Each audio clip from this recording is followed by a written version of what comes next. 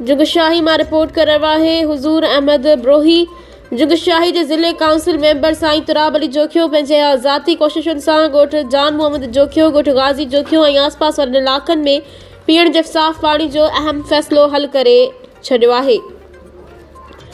तफ़सील मूजिब पीराने पीर दस्तगीर जे आस्थान भरिसां साईं तुराब अली जोखियो ज़ाती ख़र्च ते लखनि रुपयनि जी लागत सां 2 वॾा ट्यूबवेल लॻाराए इलाइक़े वासियुनि खे पीअण जे साफ़ पाणी जी सहूलियत फ़राहम कई आहे, जंहिंसां सभई ख़ानदाननि खे सिधो फ़ाइदो मिली रहियो आहे। वाज़े रहे त जुगशाही कोहिस्तान ऐं हाले जी ढंढ जे आसपास इलाक़नि में ज़मीनी पाणी ऐं खड़ो हुजण सबबि माण्हू काफ़ी अरसे खां पीअण जे साफ़ पाणीअ जी खोट खे मुंहुं ॾेई रहिया आहिनि। अहिड़ी सूरत हाल में हीउ क़दम इलाइक़े वासियुनि लाइ वॾी नेमत साबित थियो आहे। इलाइक़े जे मुअज़्ज़िज़िन ऐं ॻोठाणनि साईं तुराब अली जोखियो जे हिन अवाम दोस्त क़दम खे साराहींदे चयो आहे त हिन बिना के सरकारी फंड जे ख़ुलूस नियत सां अवाम जे बुनियादी मसइले खे हल कयो आहे, जेको क़ाबिल तहसीन ऐं ॿियनि नुमाइंदनि लाइ मिसाल आहे।